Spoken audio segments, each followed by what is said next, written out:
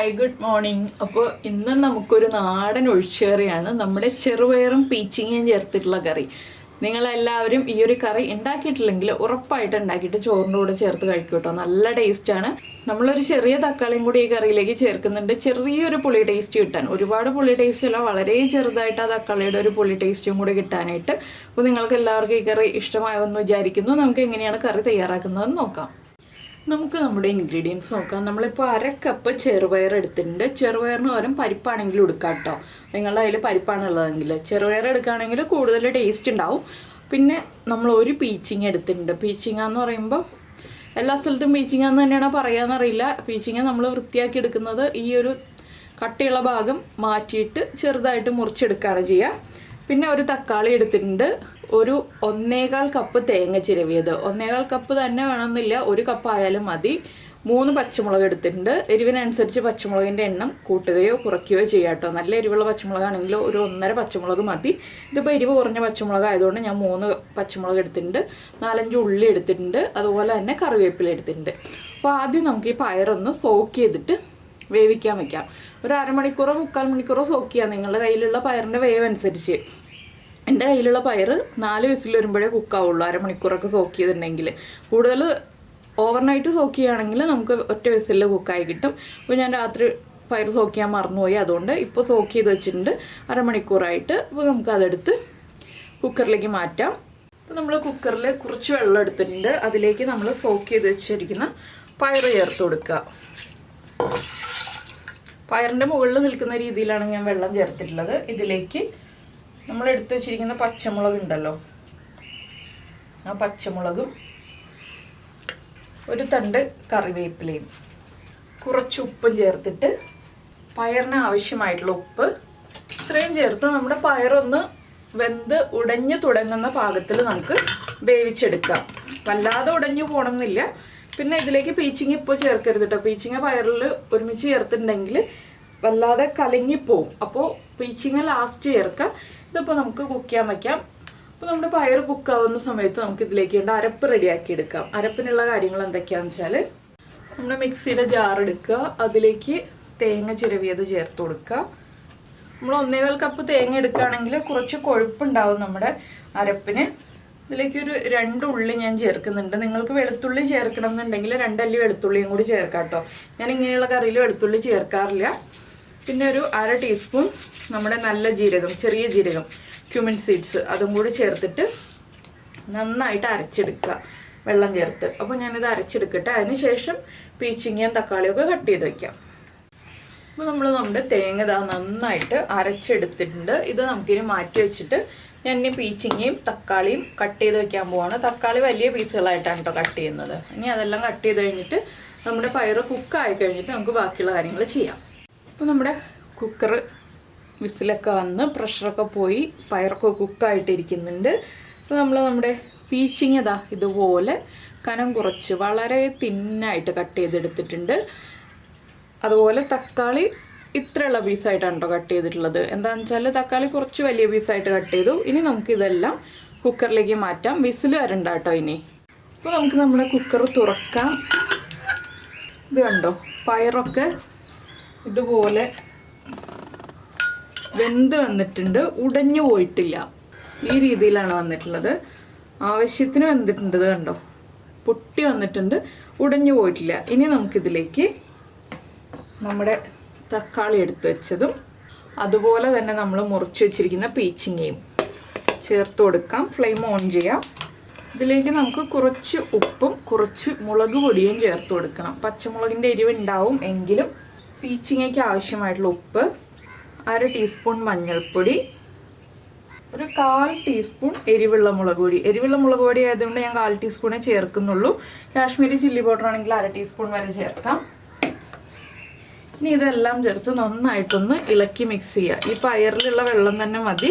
ഇനി നമ്മുടെ പീച്ചിങ്ങയിൽ നിന്നും വെള്ളം ഇറങ്ങി വന്നോളും. അതുകൊണ്ട് തന്നെ നമ്മൾ ഇനി വെള്ളം ഇപ്പോൾ ചേർക്കുന്നില്ല കേട്ടോ. അരപ്പ് ചേർക്കുമ്പോൾ നമുക്ക് വെള്ളം ആവശ്യമാണെങ്കിൽ ചേർത്ത് കൊടുക്കാം.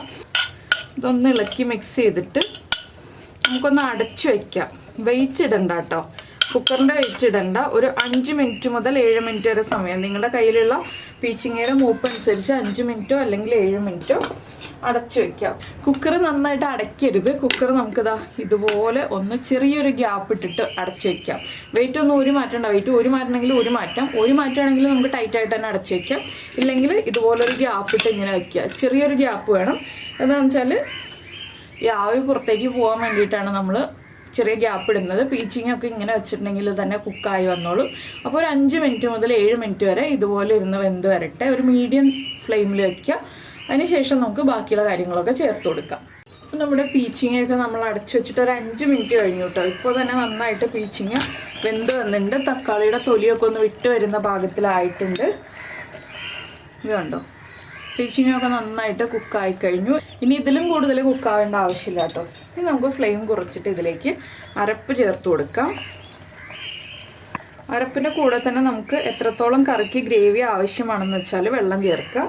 നമ്മുടെ പയറിലും പീച്ചിങ്ങയിലും ഒക്കെ അധികം വെള്ളം ഇല്ലാത്തതുകൊണ്ട് ഞാൻ കുറച്ച് വെള്ളം ചേർത്തിട്ടുണ്ട്. ഇനി നമുക്കിതൊന്ന് ഇളക്കി മിക്സ് ചെയ്യാം. ഇനി നമ്മൾ ചെയ്യേണ്ട എന്താണെന്ന് വെച്ചിട്ടുണ്ടെങ്കിൽ മീഡിയം ഫ്ലെയിമിൽ വെച്ചിട്ട്, ഇപ്പോൾ നമ്മൾ അരപ്പ് ചേർത്തപ്പോൾ ഫ്ലെയിം കുറച്ച് വെച്ചിരിക്കുകയായിരുന്നു. ഇനി മീഡിയം ഫ്ലെയിമിൽ വെച്ചിട്ട് കറിയിൽ നിന്ന് നന്നായിട്ട് ആവി വരുന്നത് വരെ ഇളക്കി കൊടുക്കുക. നന്നായിട്ട് ആവി വരണം, കറി തിളച്ചു പോകരുത്. എന്താണെന്ന് വെച്ചാൽ കുക്കറിന് നല്ല ചൂടുള്ളതാണ്, വേഗം തന്നെ തിളച്ചു വരും. അപ്പോൾ നമ്മൾ അതനുസരിച്ച് ഇളക്കി കൊടുത്തുകൊണ്ടേയിരിക്കുക. കറിക്ക് ഉപ്പ് കുറവാണെങ്കിൽ ഉപ്പ് ചേർത്ത് കൊടുക്കുക. എരിവ് കുറവാണെങ്കിൽ 1-2 പച്ചമുളക് സ്പ്ലിറ്റ് ചെയ്ത് ചേർക്കുക. ഇതൊക്കെ ഒരുപാട് എരിവുള്ള കറിയല്ല കേട്ടോ, ഒരു മീഡിയം എരിവുള്ള കറിയാണ്.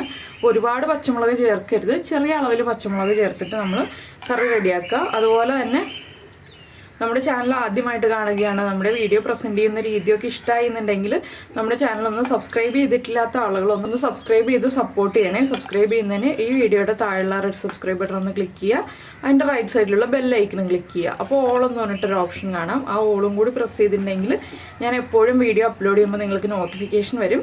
പിന്നെ ഈ കറി ഒന്ന് കുറുകി വരും കേട്ടോ. എന്താണെന്ന് വെച്ചാൽ നമ്മുടെ പയർ ഒന്ന് ഉടഞ്ഞു വരുന്നതനുസരിച്ച് നമ്മൾ ഇളക്കി കൊടുക്കുമ്പോൾ പയറൊന്ന് ഉടഞ്ഞു വരുമല്ലോ, അതിനനുസരിച്ച് നമ്മുടെ കറി ഒന്ന് കുറുകി വരും. അതുകൊണ്ട് തന്നെ വെള്ളം നമ്മൾ അതിനനുസരിച്ച് അരപ്പിൻ്റെ കൂടെ ചേർത്തുണ്ടാവണം. ഇപ്പോൾ നമ്മുടെ കറിയിൽ നിന്ന് ആവി വന്ന് തുടങ്ങുന്നുണ്ട്. ഞാൻ ഫ്ലെയിം ഓഫ് ചെയ്യാണ്. ഇനി വേറൊരു പാൻ വയ്ക്കാം. ഇപ്പോൾ നമ്മളൊരു വലിയ പാൻ വെച്ചിട്ടുണ്ട്. ഞാൻ വലിയ പാൻ വെച്ചത് എന്താണെന്ന് വെച്ചാൽ നിങ്ങൾക്ക് കറി കറക്റ്റായിട്ട് കാണാൻ വേണ്ടിയിട്ടാണ്. കുക്കറിൽ വെച്ചിട്ട് നമ്മൾ വറവിടുകയാണെന്നുണ്ടെങ്കിൽ കറി കറക്റ്റായിട്ട് കാണാൻ പറ്റില്ലല്ലോ. അപ്പോൾ പരന്നൊരു പാൻ വയ്ക്കുകയാണെങ്കിൽ നിങ്ങൾക്ക് കറി കറക്റ്റായിട്ട് കാണാൻ പറ്റും. അപ്പോൾ നിങ്ങൾ വീട്ടിൽ ചെയ്യുമ്പോൾ ചെറിയ നമ്മൾ വറവിടുന്ന പാത്രങ്ങളുണ്ടല്ലോ, അതിൽ വറവിട്ടിട്ട് ഈ കറിയിലേക്ക് ചേർക്കാമെന്നുള്ളതേ ഉള്ളൂ. ഞാനിപ്പോൾ കാണാൻ വേണ്ടി ഇങ്ങനെ ചെയ്യുന്നേ ഉള്ളൂ. ഇനി നമ്മുടെ പാനിലേക്ക് നമുക്ക് വെളിച്ചെണ്ണ ചേർത്ത് കൊടുക്കാം. ഒരു 2 ടീസ്പൂൺ വെളിച്ചെണ്ണ ചേർക്കാം. വെളിച്ചെണ്ണ നന്നായിട്ട് ചൂടായി വരുമ്പോൾ നമുക്ക് കടുക് ചേർത്ത് കൊടുക്കാം. വെളിച്ചെണ്ണ ചൂടാവട്ടെ. അപ്പോൾ നമ്മുടെ വെളിച്ചെണ്ണ നന്നായി ചൂടായി വന്നിട്ടുണ്ട്. നമുക്കിതിലേക്ക് കടുക് ചേർത്ത് കൊടുക്കാം. അപ്പോൾ നമ്മൾ ഈ സമയത്ത് നമ്മൾ എടുത്ത് വെച്ചിരുന്ന ഉള്ളി ഉണ്ടല്ലോ, ആ ഉള്ളി റൗണ്ടിൽ കട്ട് ചെയ്ത് വെച്ചിട്ടുണ്ട്. ഒരു 3 വറ്റൽമുളക് എടുത്ത് വെച്ചിട്ടുണ്ട്. അപ്പോൾ കടുക് പൊട്ടി കഴിയാറാവുമ്പോൾ നമുക്കിതിലേക്ക് ഉള്ളി ചേർത്ത് കൊടുക്കാം. അതുപോലെ തന്നെ വറ്റൽമുളകും ചേർക്കാം. ഇനി ഉള്ളി ഒന്ന് ലൈറ്റായിട്ട് ബ്രൗൺ ആയി വരുന്നത് വരെ നമ്മൾ ഇളക്കി കൊടുക്കുക. ഉള്ളി നിങ്ങൾക്ക് കൂടുതൽ ചേർക്കണം എന്നുണ്ടെങ്കിൽ കൂടുതൽ ചേർക്കാം കേട്ടോ. ടേസ്റ്റ് കൂടുതലുള്ളൂ ഉള്ളി ചേർത്ത് വറവിടുമ്പോൾ. അപ്പോൾ നമ്മുടെ ഇവിടെയൊക്കെ എല്ലാ കറികളിലും ഉള്ളി ചേർത്തിട്ടാണ് വറവിടുക. നമുക്ക് കമൻറ്റ്സ് വരാറുണ്ട്, എന്തിനാണ് ഇങ്ങനെ ഉള്ളി ചേർക്കുന്നത്, വറ്റൽമുളകും കറിവേപ്പിലയും കടുകും മാത്രം ചേർത്താൽ പോരെ എന്ന് ചോദിച്ചിട്ട്. അപ്പോൾ നമ്മുടെ നാട്ടിലെ രീതിയിലാണ് ഞാനിവിടെ കറികൾ ഉണ്ടാക്കി കാണിക്കുന്നത്. അപ്പോൾ അത് ഉള്ളി ചേർത്തിട്ടാണ് വറവിടാറുള്ളത്. ഇതിലേക്ക് നമുക്ക് കറിവേപ്പിലയും കൂടി ചേർക്കാം. ഈ കറിവേപ്പിലയും നന്നായിട്ട് മൊരിഞ്ഞ് വരണം. അതുപോലെ നമ്മുടെ ഉള്ളിയും ഒന്ന് കളർ ചേഞ്ച് ആയി വരണം. അപ്പോൾ നിങ്ങൾ ഈ രീതിയിലുള്ള റെസിപ്പികളൊക്കെ ട്രൈ ചെയ്ത് നോക്കിയിട്ടില്ലെങ്കിൽ ഉറപ്പായിട്ടൊന്ന് ഉണ്ടാക്കി നോക്കിക്കോളൂ കേട്ടോ. ചോറിൻ്റെ കൂടെ കഴിക്കാൻ നല്ലൊരു ഒഴിച്ചേറിയാണ്. ചെറുപയർ എല്ലാവരുടെയും വീട്ടിലുണ്ടാവും, അല്ലെങ്കിൽ പരിപ്പുണ്ടാവും. ഞാനതാണ് പറഞ്ഞത്, ചെറുപയറോ പരിപ്പോ നിങ്ങൾക്ക് ഏതാണോ അവൈലബിൾ ആയിട്ടുള്ളത് അത് ഉപയോഗിച്ചിട്ട് ചെയ്യാമെന്നുള്ളത്. പീച്ചിങ്ങൊക്കെ നമുക്ക് എപ്പോഴും വെജിറ്റബിൾ ഷോപ്പിൽ ലഭിക്കുന്നതാണ്. അപ്പോൾ എന്തായാലും ട്രൈ ചെയ്തിട്ട് അഭിപ്രായം നമ്മുടെ വീഡിയോയുടെ താഴെ ഒന്ന് കമൻറ്റ് ചെയ്യാൻ മറക്കരുത് കേട്ടോ. പിന്നെ ഇഷ്ടപ്പെട്ട റെസിപ്പി ആണെങ്കിൽ ഒന്ന് ലൈക്ക് ചെയ്യാനും കൂടി മറന്നു പോരുതേ. അതുപോലെ തന്നെ പീച്ചിങ്ങ വാങ്ങിക്കുമ്പോൾ നമ്മൾ മൂപ്പ് കൂടിയ പീച്ചിങ്ങ വാങ്ങിക്കാതെ ഇളയ പീച്ചിങ്ങ നോക്കി വാങ്ങിക്കാം കേട്ടോ. ഇളയ പീച്ചിങ്ങ നോക്കി വാങ്ങിക്കുന്നത് എങ്ങനെയാണെന്ന് ഞാൻ നേരത്തെ ഒരു വീഡിയോ ചെയ്തിട്ടുണ്ട്. അപ്പോൾ കുറേ ആളുകൾക്കൊക്കെ അറിയാൻ പറ്റുമായിരിക്കും നമുക്ക് ഇളയ പീച്ചിങ്ങ എങ്ങനെയാണ് നോക്കി വാങ്ങിക്കുക എന്നുള്ളത്. അപ്പോൾ നമ്മുടെ ഉള്ളിയും കറിവേപ്പിലയും ഒക്കെ ഒന്ന് മൊരിഞ്ഞ് വന്നിട്ടുണ്ട്. ഞാൻ ഫ്ലെയിം ഓഫ് ചെയ്യാണ്. എന്താണെന്ന് വെച്ചിട്ടുണ്ടെങ്കിൽ നമ്മൾ ഈ ചൂടോടുകൂടി കറി ഇതിലേക്ക് ഒഴിക്കുമ്പോൾ ചട്ടിക്കും കൂടി ചൂടായിട്ട് ഇരിക്കുകയാണെങ്കിൽ, ചട്ടി ചൂടാണ് ഓൾറെഡി, നല്ല ചൂടായിട്ട് ഫ്ലെയിം ഓൺ ചെയ്ത് വെച്ചിട്ട് ഇരിക്കുകയാണെന്നുണ്ടെങ്കിൽ വേഗം തന്നെ വല്ലാതെ തിളച്ചു പോവും. ഇതൊന്ന് ചൂട് കുറച്ചിട്ട് നമുക്കിതിലേക്ക് നമ്മുടെ കറി ചേർത്ത് കൊടുക്കാം. ഒന്ന് ഇളക്കി കൊടുക്കാം കേട്ടോ. ഒരുപാട് തിളച്ച് വരാതിരിക്കാനാണ് നമ്മൾ ഇതുപോലെ ഒന്ന് ഇളക്കി കൊടുക്കുക എന്ന് പറയുന്നത്. അപ്പോൾ ഇതാ നമ്മുടെ ടേസ്റ്റി ആയിട്ടുള്ള പീച്ചിങ്ങ ചെറുപയർ കറി റെഡി ആയിക്കഴിഞ്ഞു. അപ്പോൾ നിങ്ങളെല്ലാവരും ഉണ്ടാക്കി നോക്കും എന്ന് പ്രതീക്ഷിക്കുന്നു. ഉണ്ടാക്കി നോക്കിക്കഴിഞ്ഞിട്ട് നിങ്ങൾക്ക് ഇഷ്ടമായോ ഇല്ലയോ എന്നുള്ളത് മറക്കാതെ പറയുമല്ലോ. അപ്പോൾ എന്തായാലും നമുക്ക് നമ്മുടെ അടുത്തൊരു റെസിപ്പിയുമായിട്ട് അടുത്ത ദിവസം വീണ്ടും കാണാം.